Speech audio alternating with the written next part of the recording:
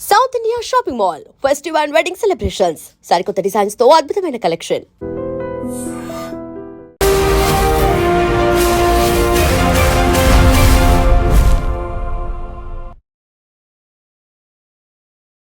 నమస్తే, welcome to I dream social spotlight with Kavitha. శబరిమలలో బంగారం మాయమైపోయింది. 1 కాదు 2 కాదు 4.5 కిలోల బంగారం మాయమైపోయినట్టుగా ఐడెంటిఫై చేశారు. యాక్చువల్‌గా ఆ బంగారం ఎప్పుడు మాయమైపోయింది? ఎందుకు ఇంతకాలం పట్టింది బయటికి రావడానికి? ఈ స్కామ్ వెనకాల ఎవరెవరున్నారు? మనతో పాటుగా ఉన్నారు సిబిఐ మాజీ జేడీ లక్ష్మీనారాయణ గారు. సార్ నమస్తే.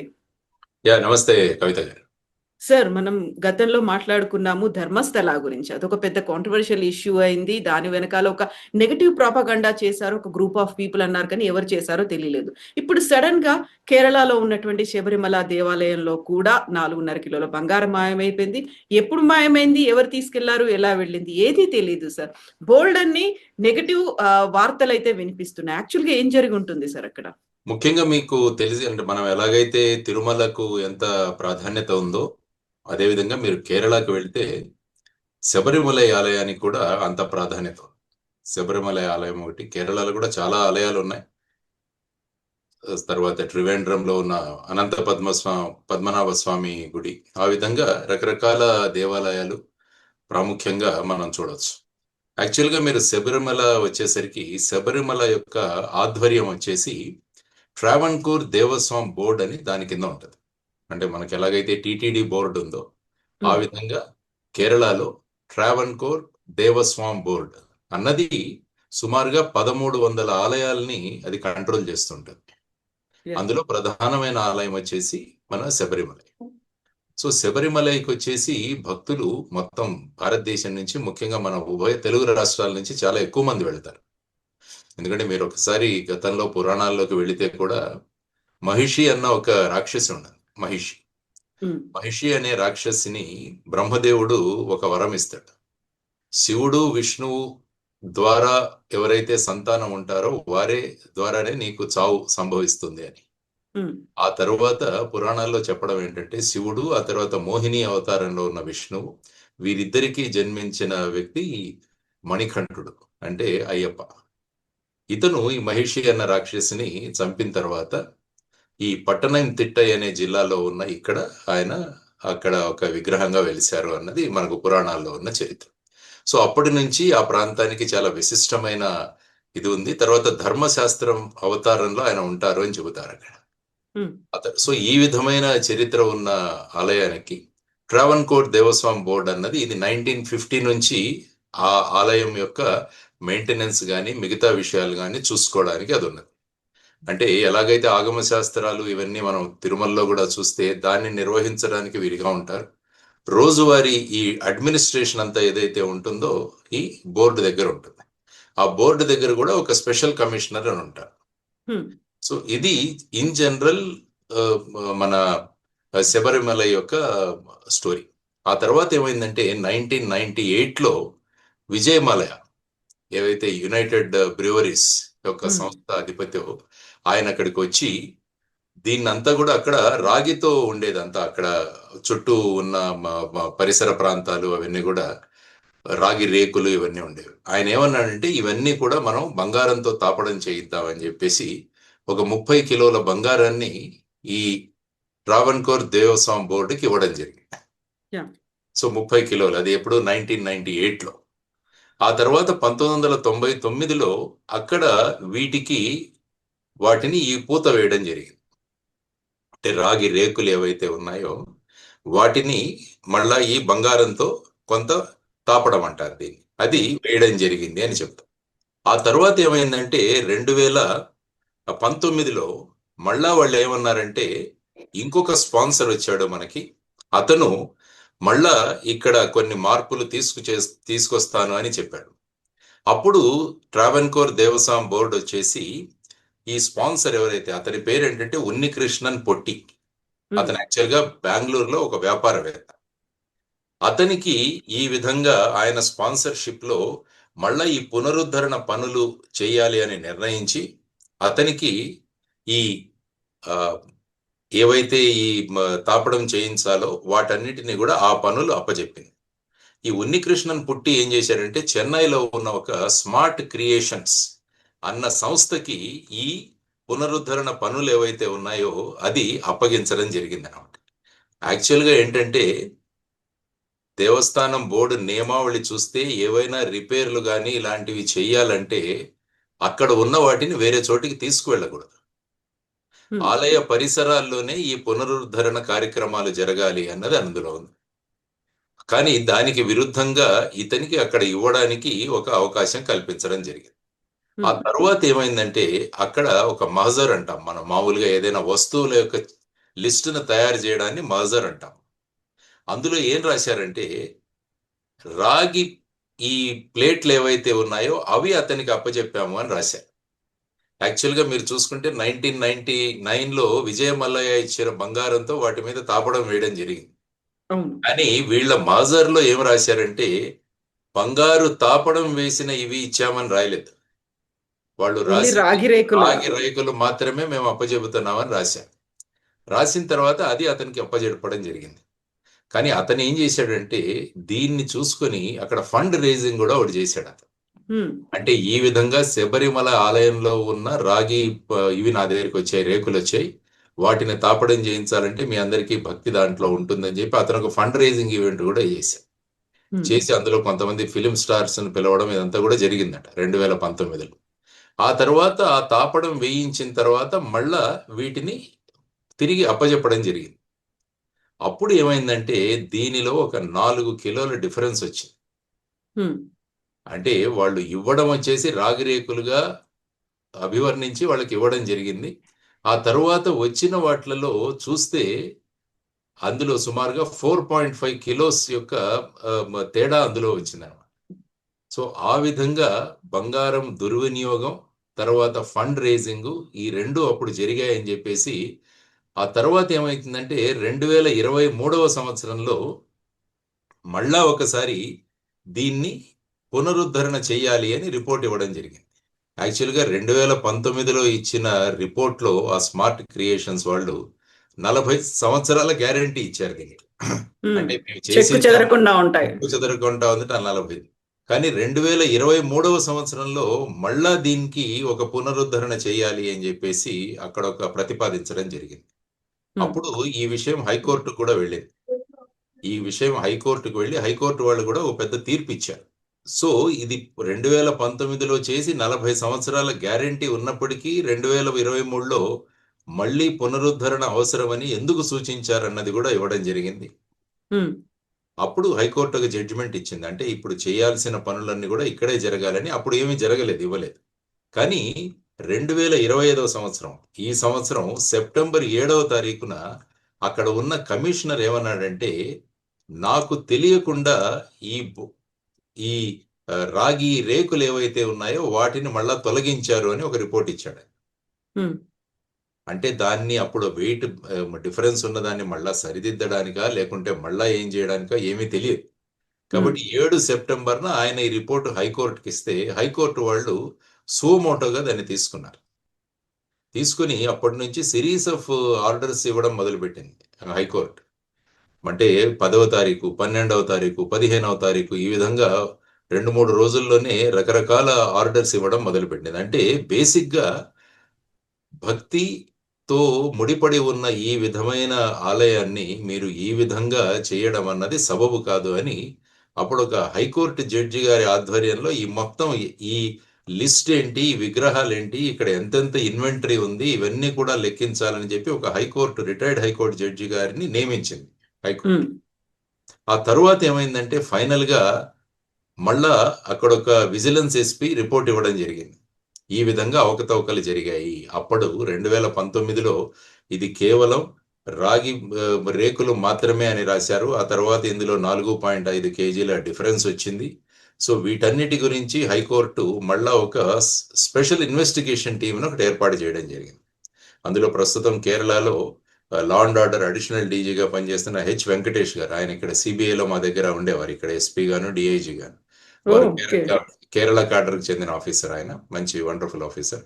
ఆయన ఇప్పుడు additional DG law and order గా ఉన్నారు. ఆయన ఆధ్వర్యంలో కొంత శశిధరన్ అని ఒక ఎస్పీ, తర్వాత ఇంకా బిజోయ్ అని, వీళ్ళందరి ఆధ్వర్యంలోనూ దీని ఇన్వెస్టిగేషన్ జరగాలి అని చెప్పేసి హైకోర్టు నిర్ణయించడం జరిగింది. సో ఈ విధంగా ఇది మీరు టోటల్గా చూసుకుంటే బ్యాక్గ్రౌండ్ 1998 నుంచి మొదలైంది. విజయమల ఏదైతే 30 కిలోల బంగారం ఇచ్చి ఇది మొత్తం తాపడం చేయించాలి అని అప్పటి నుంచి అక్కడ జరిగిన ఈ అవకతవకలన్నీ కూడా తర్వాత హైకోర్టు కూడా 2023వ సంవత్సరంలో ఇంత ప్రాధాన్యత ఉన్న ఆలయంలో మీరు అక్కడ ఉన్న ఇన్వెంటరీ మెయింటైన్ చేయడం కానీ అవన్నీ కూడా సక్రమంగా జరగట్లేదు, ఈవెన్ డిజిటల్ రికార్డ్స్ కూడా ఉండాలి అని చెప్పి హైకోర్టు సూచించింది. సో ఈ విధంగా మీరు చూసుకుంటే కేరళ హైకోర్టులో ఈ ఇప్పుడు జరగబోయే, ఎందుకంటే నవంబర్ నుంచి మొదలవుతాయి ఇప్పుడు మళ్ళా మన కార్తీక మాసం నుంచి అయ్యప్ప వారి ఇవి మొదలవుతాయి, జనవరి తర్వాత మకర జ్యోతి వరకు కూడా జరుగుతూనే ఉంటాయి. కాబట్టి ఈ సందర్భంగా మళ్ళా వాళ్ళు ఈ రాగి రేకులను మళ్ళా పునరుద్ధరించడానికి కమిషనర్ పర్మిషన్ లేకుండా తొలగించారని ఆయన వెళ్ళాడు హైకోర్టు. దాంతో ఇదన్నీ వచ్చేసి ఇప్పుడు 2 వారాల్లో ఈ స్పెషల్ ఇన్వెస్టిగేషన్ టీం అన్నది ఏం జరిగింది అన్నది డీటెయిల్డ్ గా సీల్డ్ కవర్ లో మాకు రిపోర్ట్ సబ్మిట్ చేయాలి అని చెప్పేసి హైకోర్టు ఆర్డర్ ఇవ్వడం కూడా జరిగింది. ఐ థింక్ ఒక క్రిమినల్ కేసు కూడా రిజిస్టర్ చేశారనుకుంటాను ఈ సందర్భంగా. సో ఇది ప్రస్తుతం అక్కడ జరుగుతున్న విధానం. మరి చూడాలి ఫైనల్ గా ఎస్ఐటి వాళ్ళు దీంట్లో ఏం తేలుస్తారో, తర్వాత హైకోర్టు జడ్జి గారి ఆధ్వర్యంలో ఉన్న ఈ మొత్తం ఇన్వెంటరీ ఏదైతే ఉందో ఆ ఇన్వెంటరీ మొత్తం, ఇంతకుముందు కూడా అనంత పద్మనాభ స్వామి గుడిలో కూడా ఈ విధంగా ఇన్వెంటరీ గురించి అక్కడ ఒక ఐ థింక్ 7th ఏదో ద్వారం తెరవడం, దీని గురించి సుప్రీంకోర్టు వరకు వెళ్ళింది. అప్పుడు సుప్రీంకోర్టు వరకు కూడా వెళ్ళిన సందర్భాలు ఉన్నాయి. మరి చూడాలి ఇందులో ఫైనల్ గా ఎవరు ఇన్వాల్వ్ అయి ఉన్నారు, ఎవరి యొక్క ప్రమేయం వల్ల జరిగింది, ఇదన్నీ కూడా వేచి చూడాల్సిన అంశం ముఖ్యంగా. సో అక్కడ టెంపుల్లో ఉండాల్సినటువంటి బంగారం బయటికి వెళ్ళింది. కేవలం ఉన్నికృష్ణన్ పొట్టి మీద మాత్రమే అలిగేషన్స్ అనేవి వస్తున్నాయి. ఇన్వెస్టిగేషన్ కూడా ఆయన చుట్టూ తిరుగుతోంది. కానీ ఆ ఒక్కడి వల్ల అవ్వదు కదా సార్. అక్కడ రాగి రేకులు కావచ్చు, లేకపోతే బంగారం రేకులు కావచ్చు, ఆ తాపడము, అక్కడ నుంచి బయటికి తీసుకెళ్లడం, అక్కడ ఎవరి పర్మిషన్ లేకుండా ఆయనంతటా ఆయన రాత్రికి రాత్రి తీసుకెళ్లడం అయితే కుదరదు. అక్కడ సీసీటీవీ కెమెరాలు ఉంటాయి, రికార్డులు ఉంటాయి. 2019లో కూడా వాళ్ళు ఏమన్నారంటే నిర్ణయం తీసుకుని అతనికి ఇచ్చే మధ్యలో ఒక నెల రోజులు గడిచిందట. వెంటనే అప్పచెప్పడం జరగలేదు. మరి ఈ డిలేకి కారణం ఏంటి, ఆ మధ్యలో ఏమైనా జరిగిందా, ఇవన్నీ కూడా రకరకాల అంశాలు చర్చకు వస్తున్నాయి. సో వీటన్నిటి నుంచి ఫైనల్ గా స్పెషల్ ఇన్వెస్టిగేషన్ టీం అన్నది మొత్తం డీటెయిల్స్, తర్వాత మీరు అంటున్నట్టు ఇన్వర్డ్ అవుట్వర్డ్, అప్పుడు సీసీటీవీ కెమెరాస్ ఉంటే ఎప్పుడు తీసుకువెళ్ళడం జరిగింది, మరి స్మార్ట్ సొల్యూషన్స్ ఎవరైతే ఉన్నారో చెన్నైలో వాళ్ళ దగ్గర ఏ విధంగా, తర్వాత బంగారం ఏదైతే ఏమైంది దాన్ని ఎక్కడైనా వినియోగించారా, ఇవన్నీ కూడా చూడాల్సిన అంశాలు యాక్చువల్గా.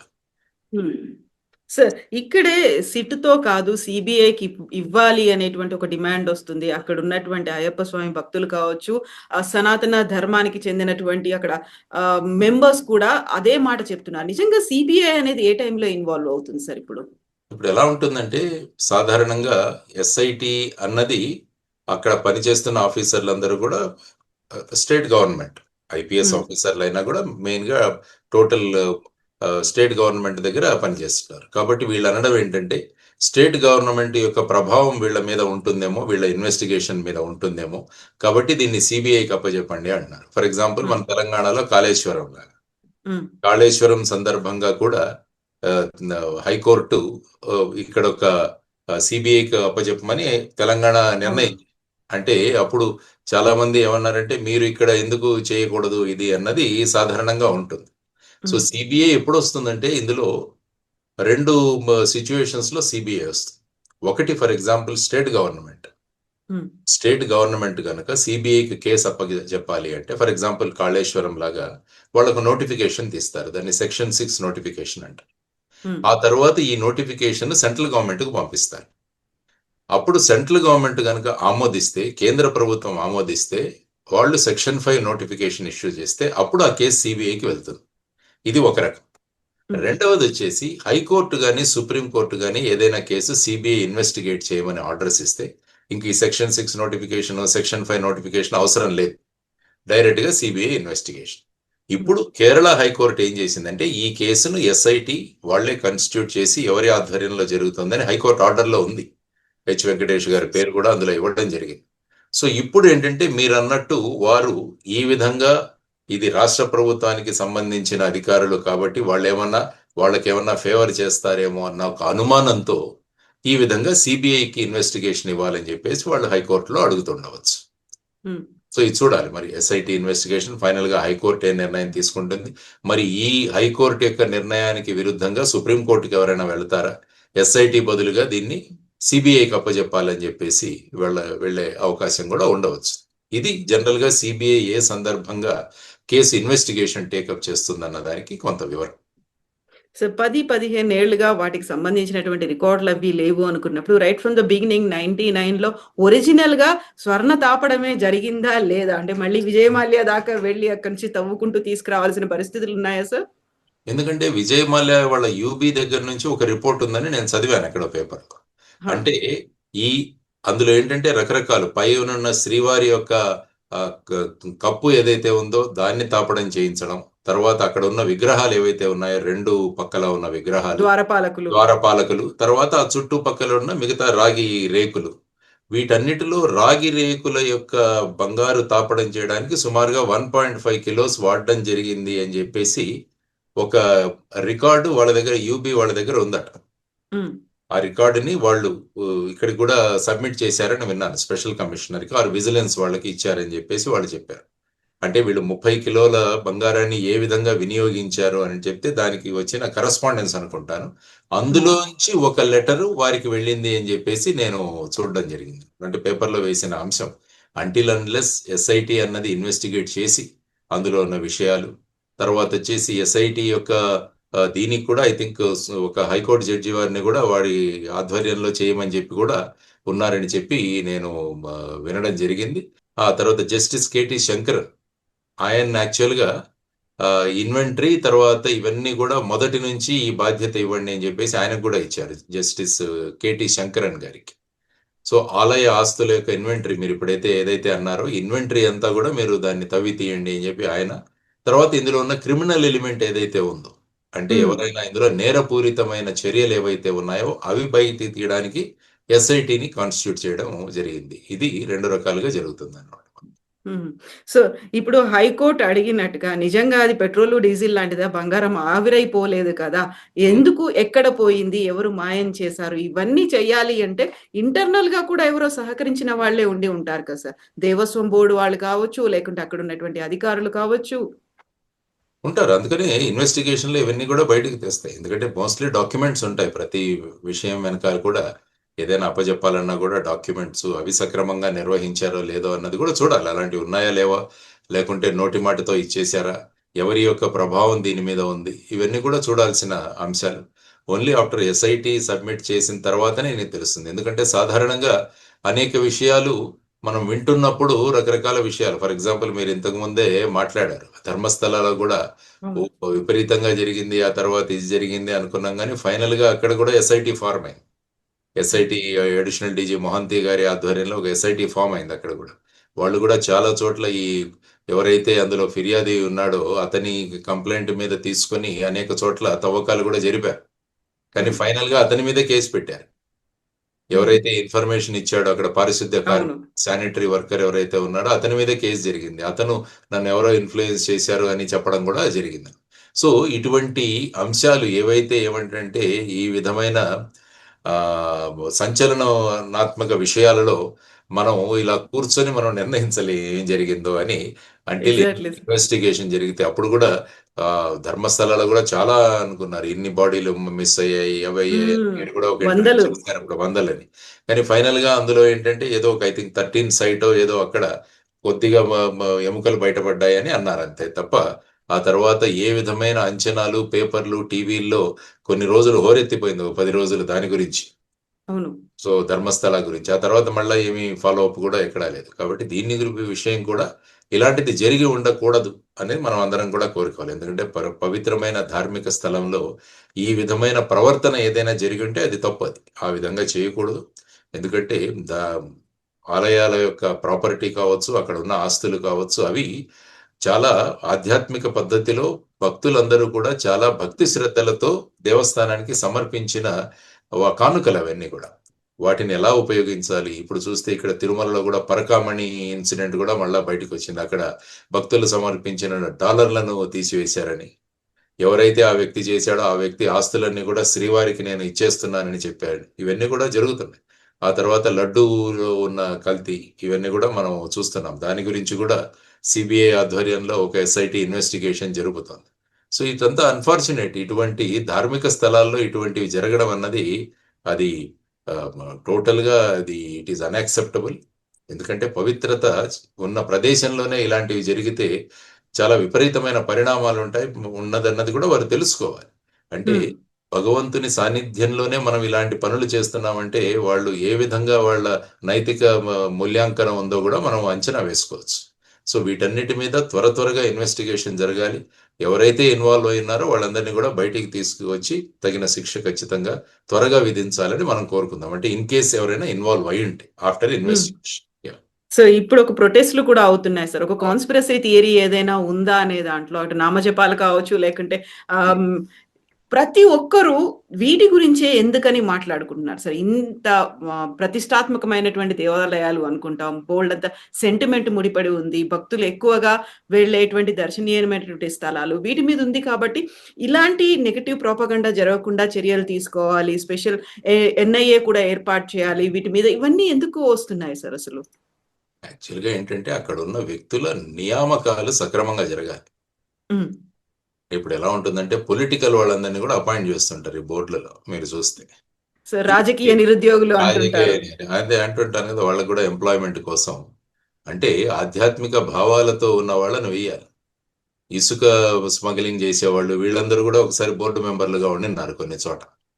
సో ఈ విధంగా ఈ పార్టీకి ఎన్ని సీట్లు, ఈ పార్టీకి ఎన్ని బోర్డు మెంబర్లు కాదు, ఏ వ్యక్తులను అక్కడ నియమిస్తున్నాము, వారి యొక్క బ్యాక్గ్రౌండ్ హిస్టరీ ఏంటి, వాళ్ళ యొక్క భక్తి ప్రపత్తులు ఏ విధంగా ఉన్నాయి, ఇవన్నీ కూడా అంచనాలు వేసి మనం వేసుకోవాలి. ఇది ఒక గవర్నమెంట్ మెషినరీ లాగా నడిపే వ్యవస్థ కాదు. అందుకనే సుబ్రహ్మణ్యం స్వామి గారు గవర్నమెంట్ నియంత్రణలో ఇవన్నీ కూడా పోవాలని చెప్పి ఆయన సుప్రీంకోర్టులో కూడా ఒక పబ్లిక్ ఇంట్రెస్ట్ లిటిగేషన్ వేశారు.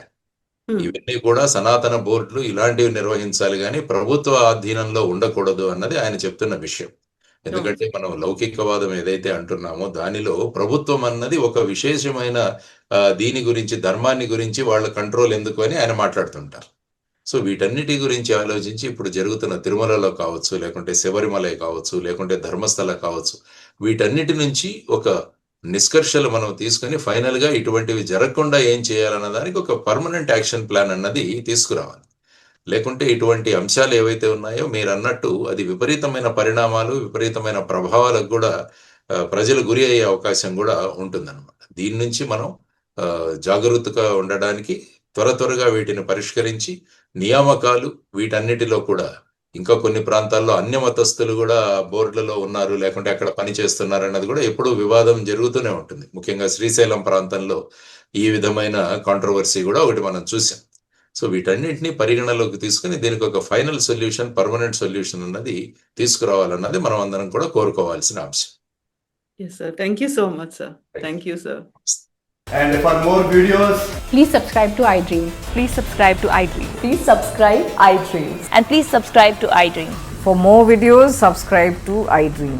please like, share and subscribe to the channel. Congratulations, iDream. Subscribe to iDream.